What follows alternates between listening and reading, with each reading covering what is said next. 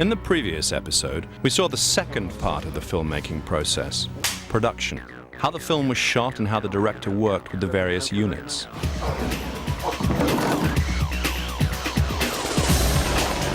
This program looks at post-production, including editing and music, and at how the film is marketed to the audience. The excitement of traveling the world to shoot the film has passed. Work continues in editing rooms, design studios and offices around London.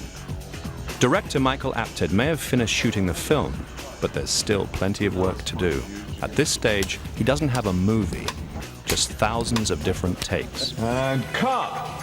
All you can know is the scene you're doing, whether that's working, you know where it comes in the film, you direct actors so they know what comes before and comes after, so you give them some sense of continuity and some sense of the development of their character, but you can't know how the whole thing is hanging together. The film isn't shot in the order of the story, so first the various pieces have to be assembled in the right order. But there are also other choices to be made. Often, a shot has been filmed from a number of angles. Which looks the best? Which works well with the other shots following it? So would I have A, B, C, 4 cameras on this one? Yeah, 3 I think. There's this angle, and we haven't used that, so... It's the editor, on this film Jim Clark, who makes many of the decisions in collaboration with the director.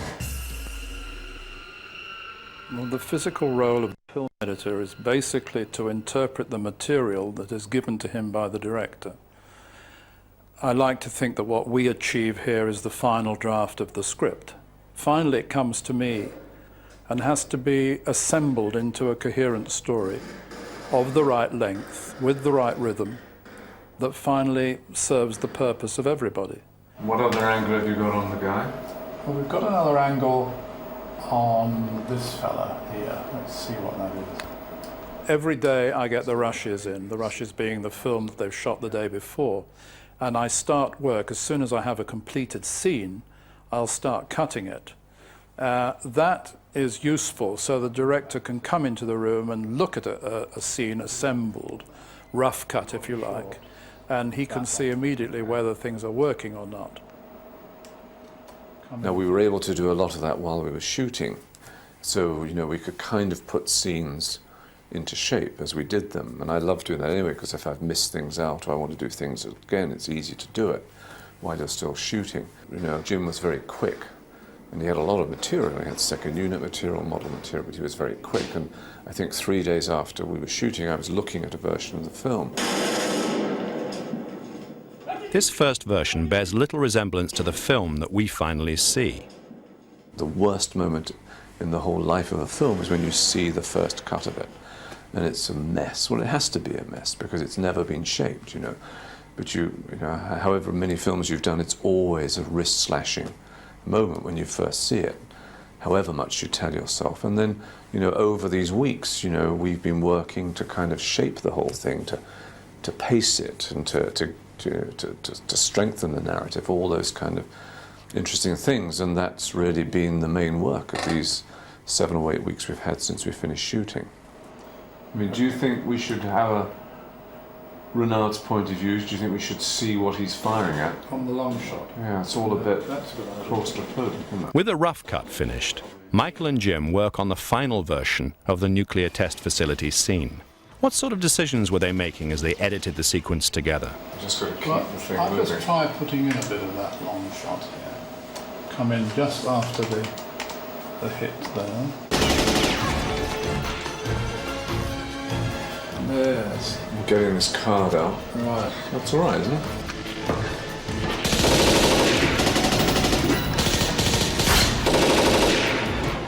Now, do we need to have him looking around anymore, Renard, once he's hit?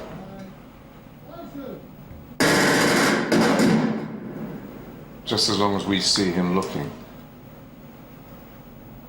Cut. Remember, shadows stay in front or behind, never on top. Meanwhile, as the film is being edited, composer David Arnold begins to write the music, a vital element in any film, especially Bond.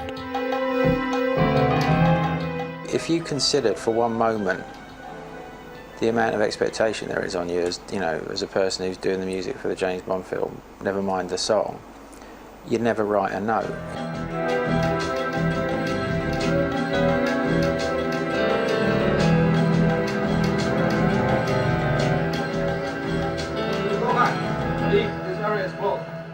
As the release date approaches, David has to start writing, using the sequences cut together by Michael and Jim.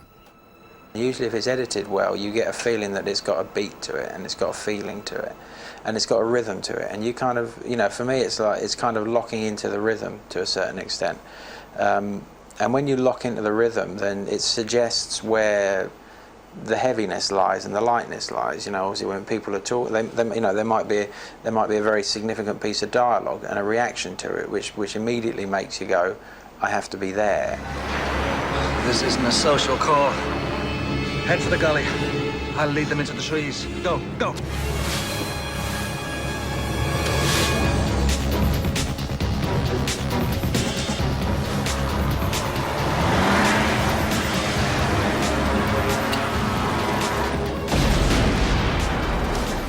Every Bond film has one piece of music in common, which inspired David's work on The World Is Not Enough. I approach these things as a fan, you know. I mean, like I watch I've watched Bond movies like forever, and when I'm scoring it, I kind of like think, what do I want to hear here? You know, when I see him doing something typically James Bondish, there's really only one thing I want to hear.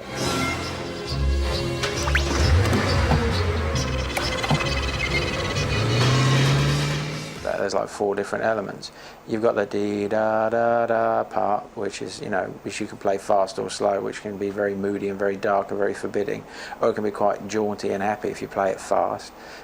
You've got like the guitar melody, dun-da-da-dun-down, da-da-da-dun-da-da-da, which again, you know, if you play that on flutes when he's walking out of someone's bedroom somewhere, it's quite cheeky, you know.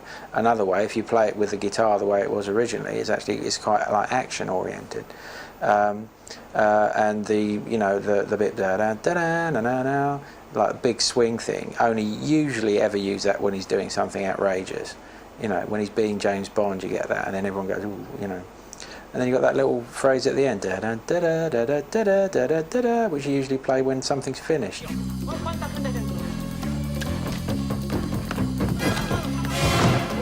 ¡Abran la puerta! ¡Policía! ¡Del piso de arriba! ¡Abran la puerta! ¡Policía! ¡Policía, abran la puerta!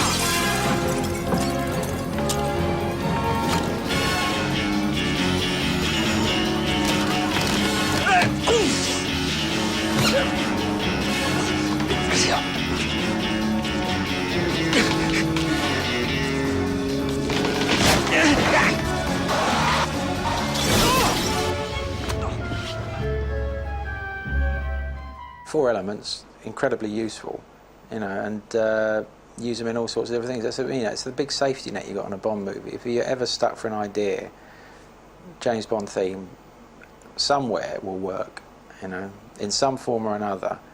All you have to do is dee da da da, you know, and you're kind of covered.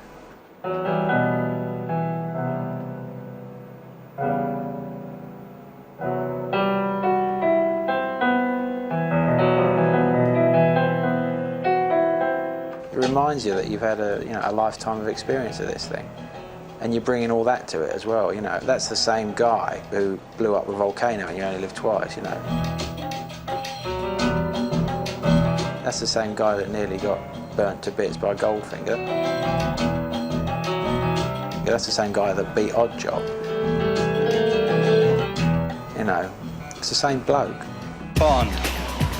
James Bond. The film is taking shape, but it's no good making the best film you can if no one knows about it. Although Bond is an internationally known brand, established for nearly 40 years, each film still needs to be marketed or sold to the audience. The selling of the film is, you know, is a huge part of it. I mean, the marketplace is crowded. There's so many films. And you want to draw attention to your film, and the only way you can do that is to get out there and sell it.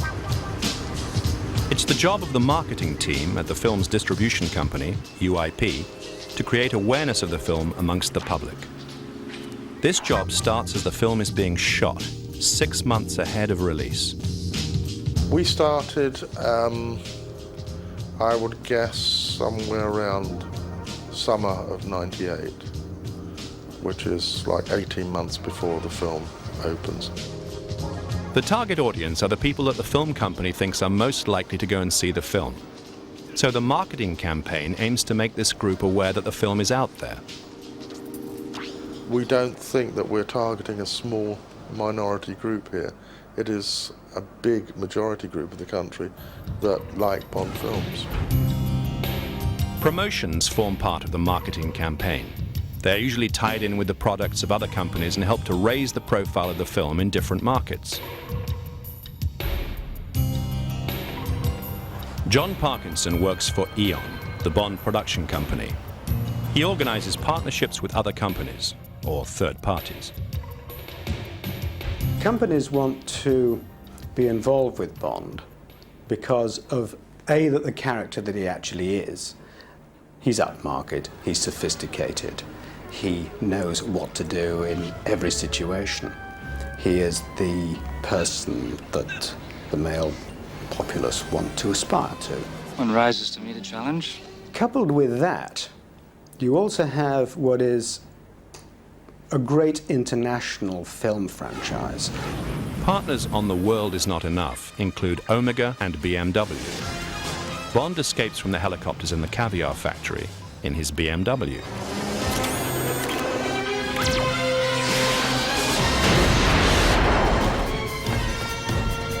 And he uses an Omega watch to save Christmas and himself in the nuclear test facility. These specially adapted items not only help Bond out of a scrape, they also help the film and the product too. Omega produced a cinema advertisement for the Seamaster watch, featuring scenes from The World Is Not Enough, further raising awareness of the film. The areas that they want to market, we want to market as well with our film.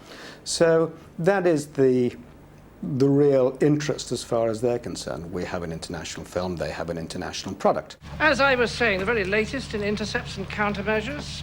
Titanium armor, a multitasking heads-up display, and 6 beverage cup holders. All in all, rather stocked. What companies have reported back to us is that the sales have increased significantly as a result of being in a Bond film. Another element of the marketing campaign is advertising, mainly posters and cinema trailers. Firstly, there is the teaser campaign, which begins 6 months ahead of release. Robin Bailing's company designed the poster campaign for The World Is Not Enough, beginning with the teaser campaign to create early awareness. You can see the silhouette of the woman. You can also see the typical trademark of James Bond holding his gun up in a typical Bond pose, and the two work very well together. We actually don't have to say who's in it, we don't have to set the plot, and we can create anything at all in the world that we so desire. The teaser trailer plays in cinemas months before the film opens. David Willing's company produced the campaign. Trailers are the most important part of the campaign from the point of view that they're the first time the general public actually get to see the physical film on screen. They're not looking at it on a television, or they're not looking at a still image like a poster. They're actually seeing the feature film in all its glory, edited into some different format, but there it is, straight in front of them, big surround sound, has a major, major effect and influence on their decision whether or not to see the film. Some men want to rule the world. Some women ask for the world. Some believe the world is theirs for the taking. But for one man, the world is not enough.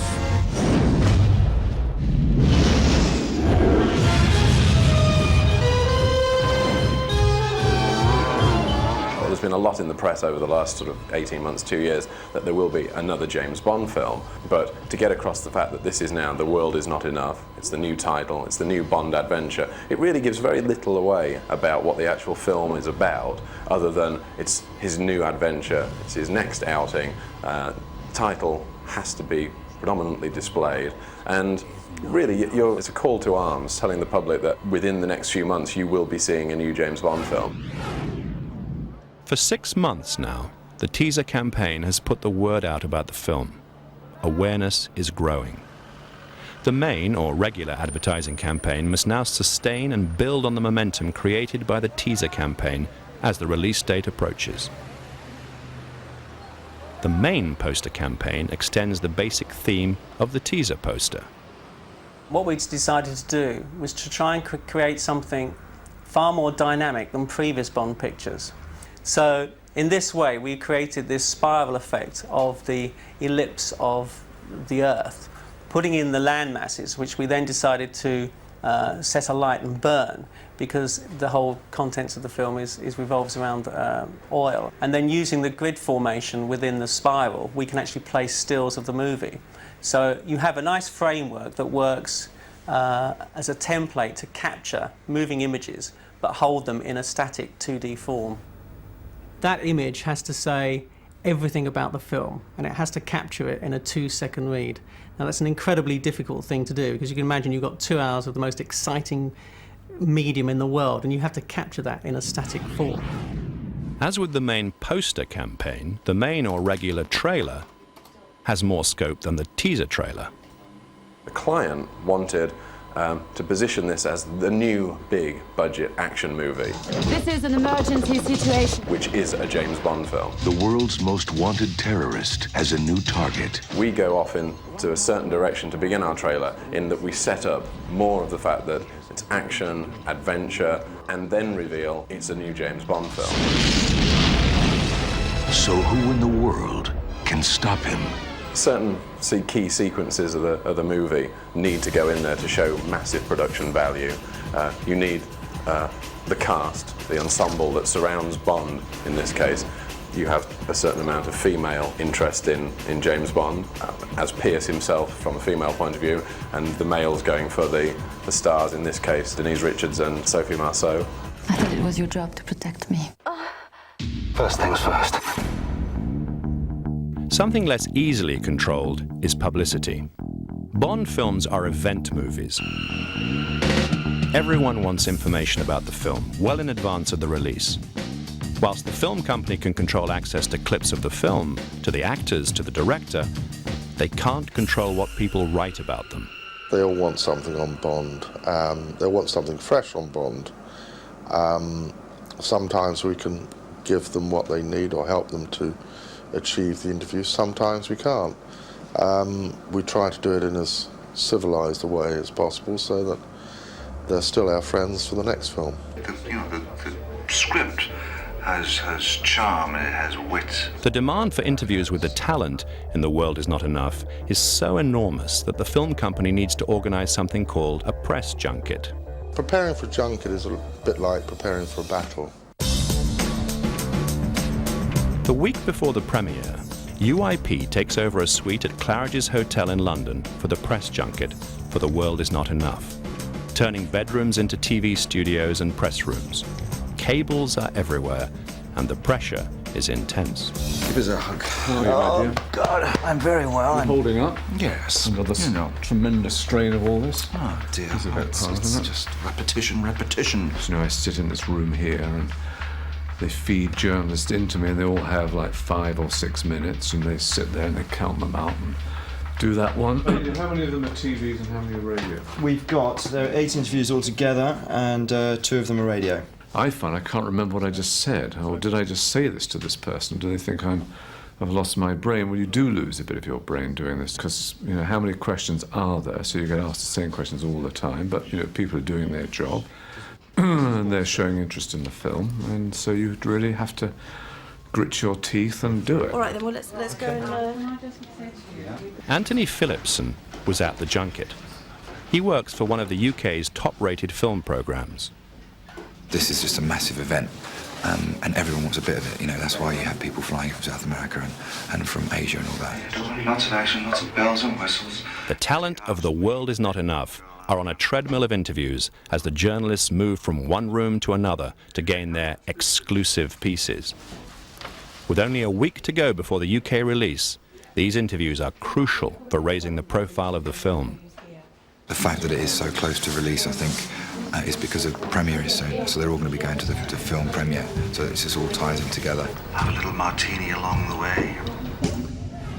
One thing that will raise the profile of a film is a star-studded premiere just before the opening.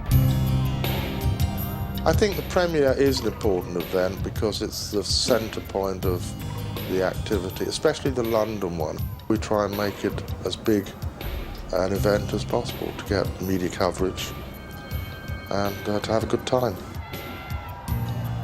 The World Is Not Enough had its UK charity premiere at the Odeon Cinema in London's Leicester Square on November the 22nd, 1999. All the girls would be there, Sophie and Denise and Maria. Carlisle and Judi Dench and Coltrane, so that'll be fun. So there's a kind of, you know, bonding, excuse the pun, all of us together. The world's media grab last-minute interviews with the stars as they arrive, which are then sent back to press rooms around the globe. The film company knows that this is a perfect way of guaranteeing that the press will run pictures of the event in the following day's papers. It's hard work, but it's part of the job now. I mean, part of a director's job is to be privy and part of the selling of it, whether it's helping cut the trailer, looking at the print advertising, talking to the press, going to premieres. That's a huge part of the director's job. But, you know, I felt, well, this is what I've signed on to do, so I better grow up and deal with it.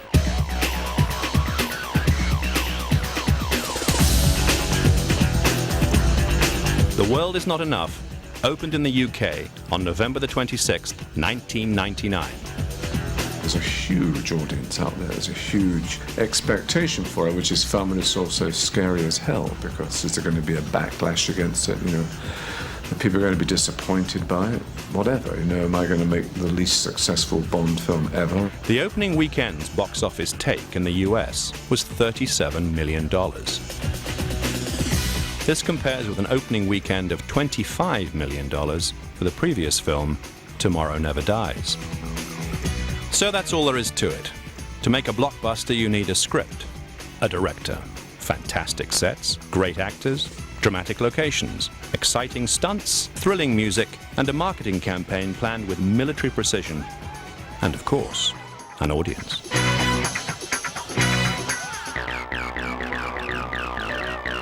But already, top-secret plans are being formed for Bond 20.